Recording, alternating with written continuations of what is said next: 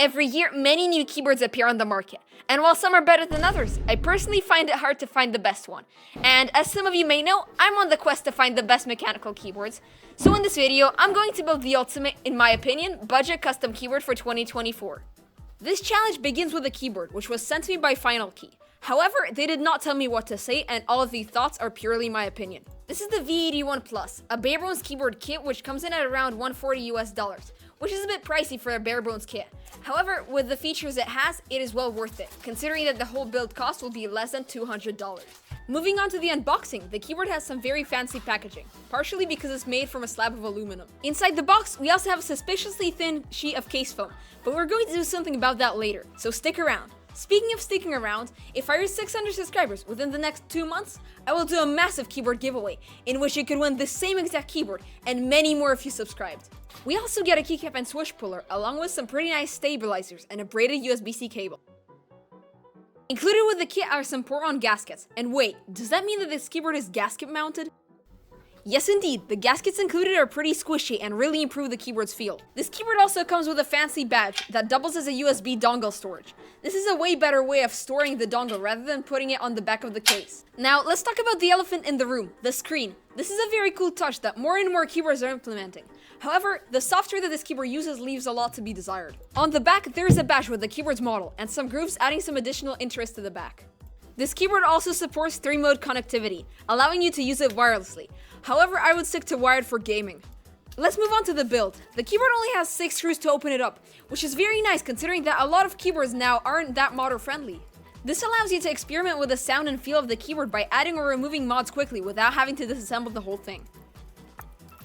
The keyboard consists of a top case, made from aluminum, a polycarbonate plate, which gives you that thocky sound, some plate foam for more thock, IXP foam for even more thock, and a strange sort of foam on the back of the PCB, which we're going to do something with later.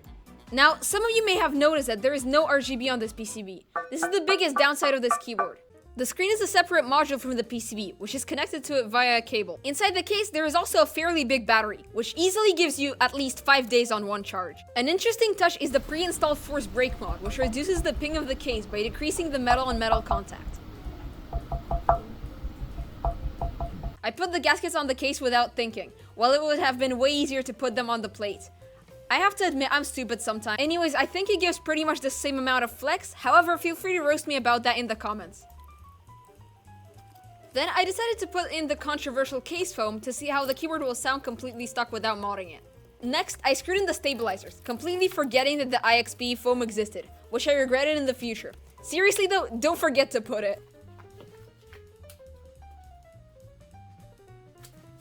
I just put the plate foam in because I did not want to unscrew all of the stabilizers I spent over 15 minutes installing just for the IXP foam. And then I installed the plate. Since the keyboard is going to become my daily driver, I wanted to use the same switches I used in my last one, the Wuche Studio Morandi switches.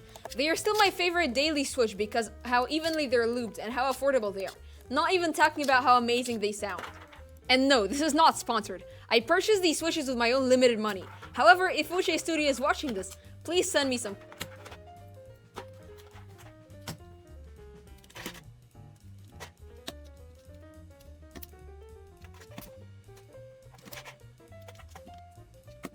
Now with some magic of editing, the switches are in, and it's time to connect the PCB to the daughter boards. There's a surprising amount of cables in this keyboard to connect because of the screen. After everything's connected, I needed to check if the keyboard works, and it did.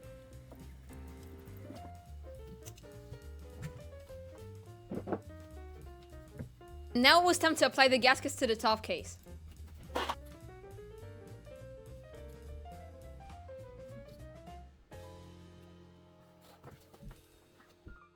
And once that was done, it was time to reassemble the keyboard. Now it's time for the finishing touch, the keycaps. There's some $20 keycaps I found on Amazon in a white color scheme. I added some black accents so that it looks better. And then it was time for the sound test of the stock version.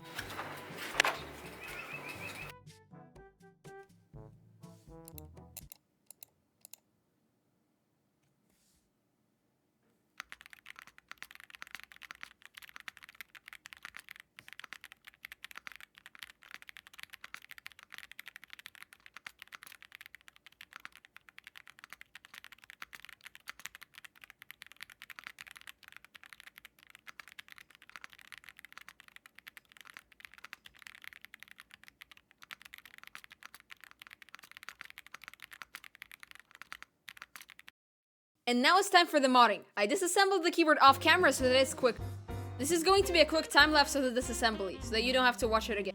I decided to remove the foam from the back of the PCB to deepen the sound with the tape mod, since the keyboard is pretty high-pitched by the default. Instead of the IXP foam, I decided to use a PE foam mod to deepen the sound even more, since I personally prefer a thockier sound to a clackier sound. And let me know in the comments what type of sound do you prefer. Right now I'm poking the holes for the stabilizers so that they're easier to install. Now moving on to the tape mod, I decided to do 3 layers of tape so that the sound is as deep as possible. The tape mod generally deepens the sound of any keyboard. It makes it more thocky, which is my goal.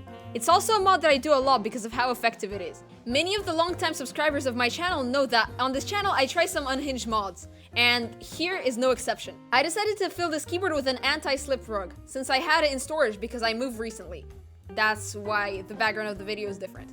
In my idea, this is going to deepen the sound by filling up the space in the keyboard. I'm going to do 2 layers of this rug to fill up as much space as possible to remove all the hollowness. Once that's done, I can start reassembling the keyboard.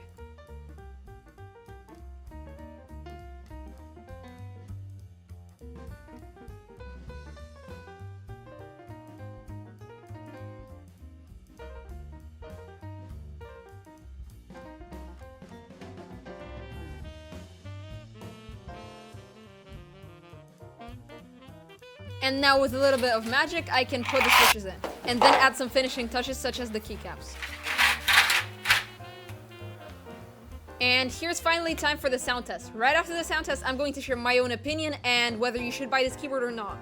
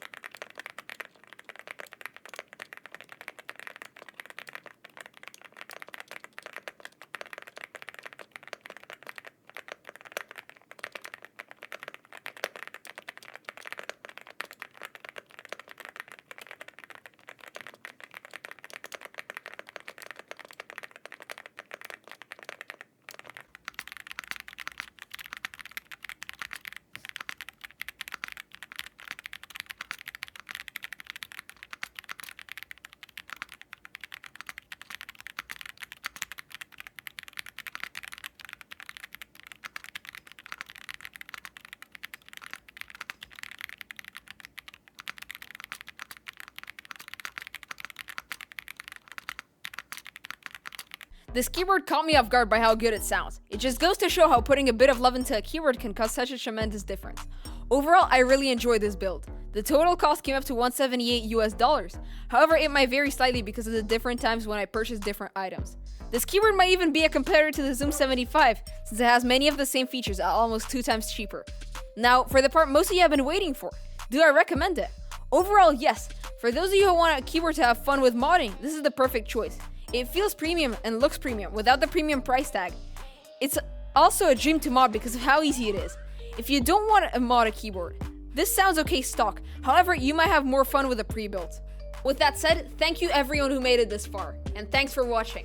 Please subscribe if you liked the video, like it, comment, share it. Comment down below what you want to see more of, and with that said, goodbye. See you in the next one.